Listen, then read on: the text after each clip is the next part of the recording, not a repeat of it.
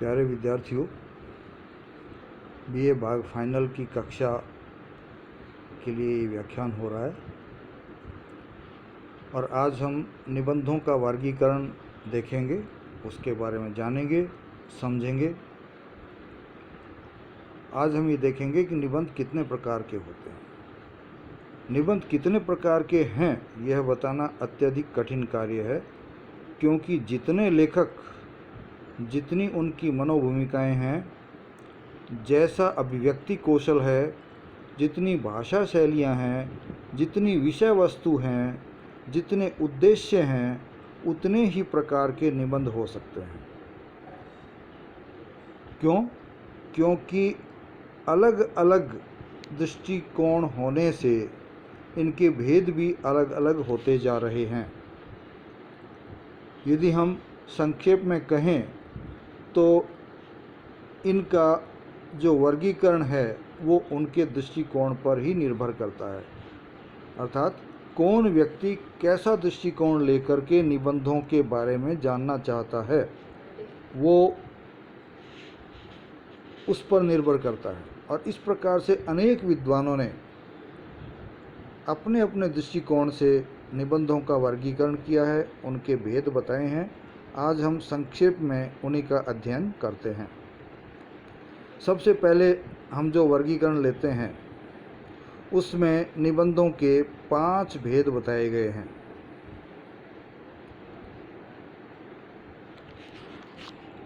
पहला सांस्कृतिक निबंध, दूसरा विचारात्मक निबंध, तीसरा व्याख्यात्मक निबंध, चौथा तार्किक निबंध और पांचवा भावात्मक निबंध। विस्तार से हम इनके बारे में बाद में जानेंगे। अभी थोड़ा थोड़ा हम देख लेते हैं। सांस्कृतिक निबंध, जिसमें संस्कृति विशेष पर निबंध लिखा गया है, और दूसरा विचारात्मक निबंध, जिसमें विचारों की गहनता हो। तीसरा निबंध व्याख्यात्मक, जिसमें पूरी तरह से बड़े रूप में समझा करके निबंध लिखा गया हो, अर्थात इसको हम कह सकते हैं कि सामासिक न हो करके ये निबंध उसके विपरीत होता है। तार्किक निबंध, तो तर्क से जो बिंदु तय किए जाते हैं, बताए जाते हैं, पुख्ता किए जाते हैं, वो तार्किक निबंध होता है। फिर भावात्मक निबंध, इनमें भावों की बहुत अधिक प्रधानता रहती है, भावनाओं का आधिक्य रहता है, भावनाओं का उतार चढ़ाव रहता है। ऐसे निबंध भावनात्मक निबंध कहलाते हैं। एक अन्य वर्गीकरण पर आते हैं। इस वर्गीकरण में निबंध के 3 भेद बताए गए हैं। पहला आत्मकथात्मक निबंध, दूसरा विचारात्मक निबंध, तीसरा भावात्मक निबंध। तो 3 प्रकार के हैं। पहला निबंध भावात्मक है, जिसमें भावनाओं, आत्मकथात्मक निबंध है जिसमें आत्मकथन के रूप में निबंध जो है वो लिखे जाते हैं। जैसे लेखक खुद लिख रहा हो, खुद पे घटना घटित हो रही हो। दूसरी जो बात है विचारात्मक निबंध, इनमें विचारों पर आधारित निबंध होते हैं।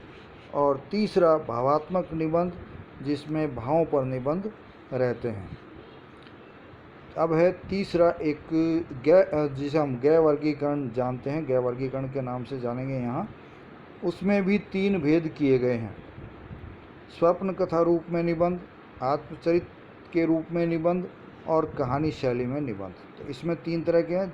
स्वप्न के रूप में यदि निबंध लिखा जाता है, जैसे कोई स्वप्न आ रहा हो तो वो स्वप्न कथा निबंध कहलाता है। अपने बारे में बता करके कोई बात कही जाती हो या खुद पे लेकर के कोई बात निबंध के रूप में लिखी जाती हो तो वह आत्मचरित निबंध कहलाता है। और तीसरी जो है कहानी शैली में, इसमें निबंध इस तरह से लिखा जाता है जैसे कि कोई कहानी कही जा रही हो। तो इस तरह से ये 3 भेद यहाँ निबंध के माने जाते हैं। एक चौथा वर्गीकरण है, वो है अभिव्यक्ति कौशल के आधार पर, कि निबंधकार किस तरह से अपनी अभिव्यक्ति को दे रहा है निबंध के माध्यम से। तो जो अभिव्यक्ति का तरीका उसमें लिया गया है, उसके आधार पर निबंध के लगभग 14 भेद किए गए हैं। तो आप यहाँ सबसे पहले इनका नाम जानेंगे, फिर संक्षेप में यदि आवश्यक हुई, हम पहले भी कर चुके हैं, वो भी उसमें शामिल हो जाएंगे, तो उनके बारे में हम नहीं बताएंगे। पहला है वर्णनात्मक या व्यास शैली के निबंध, दूसरा है व्याख्यात्मक शैली के निबंध, तीसरा है चित्रात्मक शैली के निबंध, चौथा है आलंकारिक शैली के निबंध, पांचवा है मुहावरा शैली के निबंध, छठा है उदाहरण शैली के निबंध, सातवां है काव्यात्मक शैली के निबंध, आठवां है शब्द क्रीड़ा शैली के निबंध, नवां है खंडन शैली के निबंध, दसवां है मंडन शैली के निबंध, 11वां है धारा शैली के निबंध, 12वां है तरंग शैली के निबंध, 13वां है विक्षेप शैली के निबंध और 14वां है समास शैली के निबंध। तो अब यहाँ देखिए 14 तरह के, उनमें से कुछ पहले भी आ चुके हैं वर्गीकरण में जो अन्य विद्वानों ने किए हैं, कुछ इसके अंतर्गत आ जाते हैं। वर्णनात्मक निबंध या व्यास शैली निबंध, इनमें विस्तार से अपनी बात को निबंध में कहा जाता है। व्यंग्यात्मक शैली के निबंधों में व्यंग्य के माध्यम से हल्के फुल्के रूप में कोई समस्या उठाई जाती है और उसका जो है वर्णन निबंध के रूप में किया जाता है, तो ऐसे निबंध चित्रात्मक निबंध कहलाते हैं। व्यंग्यात्मक निबंध कहलाते हैं, चित्रात्मक नहीं, व्यंग्यात्मक निबंध कहलाते हैं। एक शैली होती है जिसमें इस तरह से किसी विषय वस्तु का निबंध में वर्णन किया जाता है कि उसका एक स्पष्ट चित्र, शब्द चित्र हमारे सामने उभर करके आ जाता है, तो ऐसे शैली को शब्द चित्र निबंध कहा जाता है या चित्रात्मक निबंध कहा जाता है।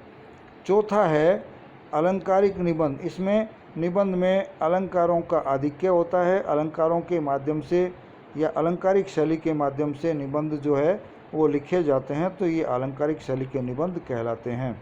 फिर है मुहावरा शैली के निबंध। इनमें मुहावरों का काफ़ी अधिक प्रयोग किया जाता है, जिससे शैली सरस और सरल हो जाती है और सबके समझ में आसानी से वो निबंध आ जाता है, उसे मुहावरा शैली कहते हैं। फिर उदाहरण शैली में अपनी बात कहने के लिए लेखक या निबंधकार उदाहरण प्रस्तुत करके फिर उसका अपनी बात को पुष्ट करता है, या फिर पहले बात कह करके उदाहरण से अपनी बात को पुष्ट करता है। तो ऐसे निबंध जो उदाहरणों के माध्यम से अपनी बात निबंधकार जिस निबंध में रखता है वो उदाहरण शैली के निबंध कहलाते हैं। फिर है काव्यात्मक शैली के निबंध। इनके अंतर्गत इनमें जो भाषा प्रयोग में ली जाती है वो भाषा काफ़ी हद तक पद्यनुमा होती है, इसमें पद्य की विशेषताएं पाई जाती है और काव्य भी बीच बीच में काफ़ी हद तक प्रयोग में लिया जाता है, तो ऐसे निबंध काव्यात्मक शैली के निबंध कहलाते हैं। फिर है शब्द क्रीड़ा शैली के निबंध। तो शब्द क्रीड़ा शैली में शब्दों के साथ क्रीड़ा की जाती है, खेला जाता है।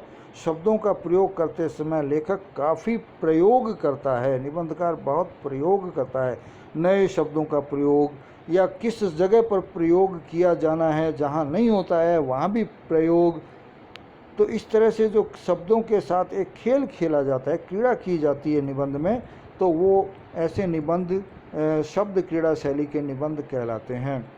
खंडन शैली, इनमें पहले से विद्यमान कोई सिद्धांत है, कोई बात है, कोई कार्य है, उसका खंडन किया जाता है, उसको तोड़ा मरोड़ा जाता है, तो ऐसे निबंधों को मंडन शैली के निबंध कहा जाता है। फिर है धारा शैली के निबंध। इनमें निबंधों को धारा के रूप में लिखा जाता है, उस समय कोई धारा, साहित्य की कोई धारा चल रही है तो वो भी इसमें शामिल हो सकता है, पहली बात तो ये है। दूसरा, एक प्रवाह के रूप में जब अपनी बात कही जाती है तो उसे हम धारा शैली का कह सकते हैं। तो ये दोनों चीज़ें इसके अंतर्गत लेकर के हम चलते हैं, हालांकि पता नहीं इसमें इन्होंने किस बात को लेकर के ये धारा जो है, ये शैली जो है वो बनाई है। फिर है तरंग शैली के निबंध। इसमें निबंध जो है इस प्रकार से किए जाते हैं, इस प्रकार से लिखे जाते हैं कि इसमें एक धारा, एक तरंग जो है वो बहती, अर्थात निबंध में भावों का उतार और चढ़ाव, विचारों का उतार और चढ़ाव एक निश्चित सीमा तक होता है, पहले ऊपर जाता है फिर नीचे आता है, फिर ऊपर जाता है फिर नीचे आता है, तो ऐसी शैली को हम तरंग शैली के निबंध कहते हैं। विक्षेप शैली में बहुत तेज़ी के साथ विचार और भाव ऊपर नीचे भी होते हैं और इसके अलावा बीच बीच में अन्य चीज़ें आती जाती है, ऐसी शैली को निबंध विक्षेप शैली के निबंध कहा जाता है। और अंतिम जो है वो समास शैली के निबंध कहलाते हैं। तो समास शैली के निबंधों में हम जान सकते हैं कि किसी भी बात को बहुत संक्षेप में कहा जाता है। समास अर्थात छोटे रूप में जोड़ करके जो बात कही जाती है वो निबंध में समास शैली के निबंध कहलाते हैं।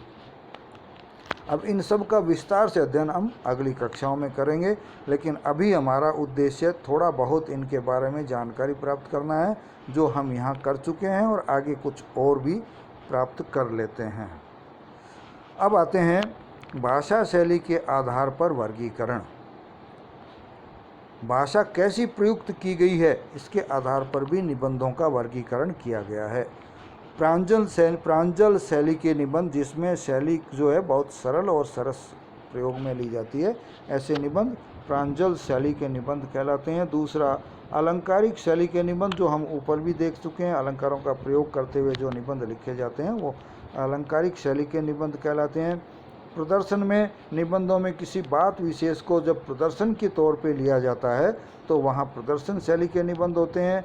प्रवाह शैली के निबंधों में भाषा का प्रवाह बहुत ज़बरदस्त होता है, इसलिए वो प्रवाह शैली के निबंध कहलाते हैं। और फिर संवाद शैली जो है, संवाद के रूप में जब निबंध लिखा जाता है, जहाँ संवादों का प्रयोग करते हुए निबंध लिखा जाता है, ये भी पहले हम देख चुके हैं, संवाद शैली के निबंध कहलाते हैं।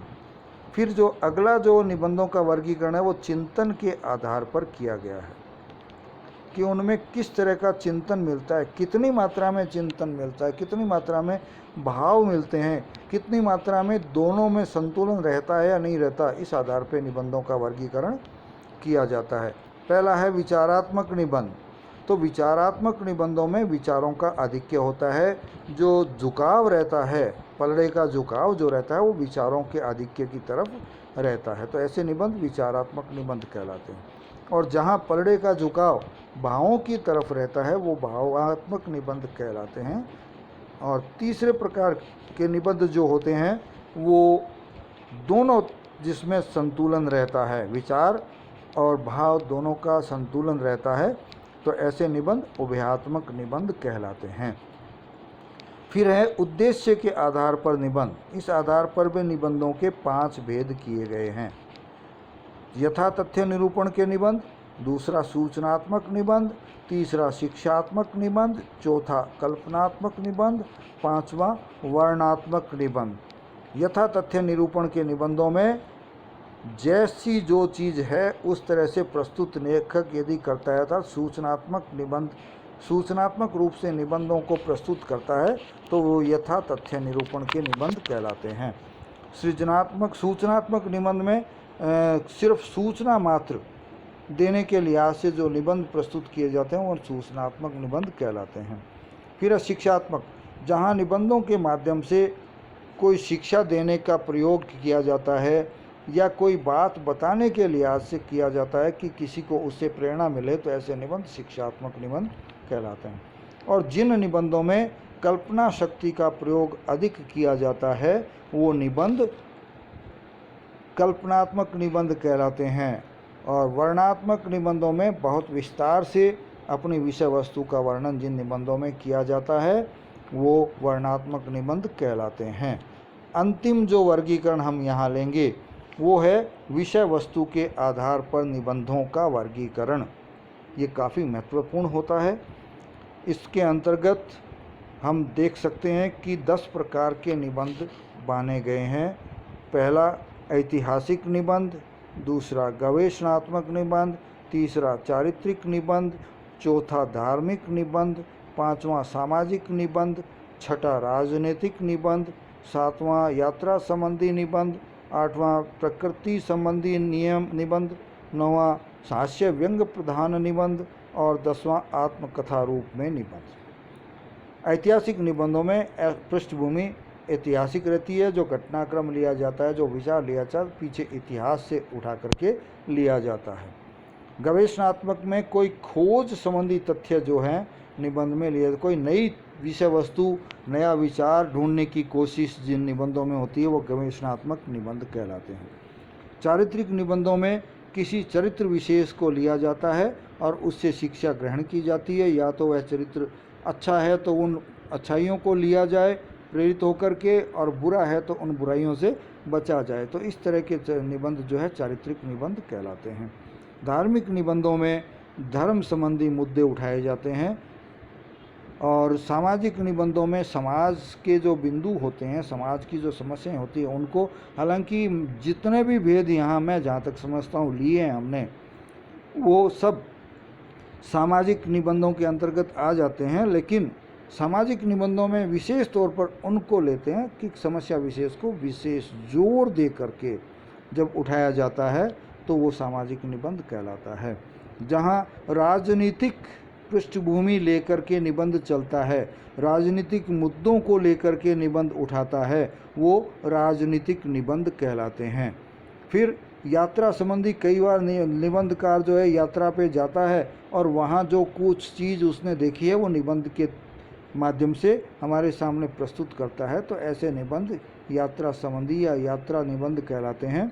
फिर प्रकृति संबंधी निबंध जो है उसमें प्रकृति के मुद्दों को उठाया जाता है, पर्यावरण के मुद्दों को उठाया जाता है, वो प्राकृतिक संबंधी निबंध कहलाते हैं। फिर हास्य व्यंग्य प्रधान निबंध, जिनमें हास्य का प्रयोग करते हुए, व्यंग्य का प्रयोग करते हुए किसी समस्या विशेष को उठाया जाता है और उसका हल किया जाता है, वो निबंध हास्य व्यंग्य प्रधान निबंध कहलाते हैं। फिर अंतिम जो निबंध का भेद हमारे सामने आता है वो है आत्मकथा रूप में निबंध। तो आत्मकथा के रूप में निबंध कहा जाता है, लेखक ऐसे लगता है जैसे कि खुद अपने बारे में कोई बात बता रहा हो, तो ऐसे निबंध आत्मकथात्मक निबंध कहलाते हैं। तो इस तरह से हमने आज निबंधों का जो भेद है उनके बारे में जानकारी ली। आगे हम और बढ़ेंगे, निबंधों को देखेंगे कि निबंध कौन से निबंध हमारे पाठ्यक्रम में है, वो सब देखते हुए हम आगे बढ़ेंगे। और इसके अलावा निबंधों के भेद में 5 या 6 प्रकार के भेद महत्वपूर्ण हैं, जिनका थोड़ा सा विस्तार से अध्ययन हम अगले व्याख्यान में करेंगे, और यदि एक व्याख्यान में नहीं होते हैं तो 2 या 3 व्याख्यानों में करेंगे। तत्पश्चात हम अपने जो पाठ्यक्रम में निबंध हैं उनको देखेंगे। इसी के साथ आज का हमारा ये जो पाठ्यक्रम है, आज का हमारा जो व्याख्यान है, हमारा जो संबोधन है, वो यहीं मैं वाणी को विराम दे करके समाप्त करता हूँ। जय हिंद।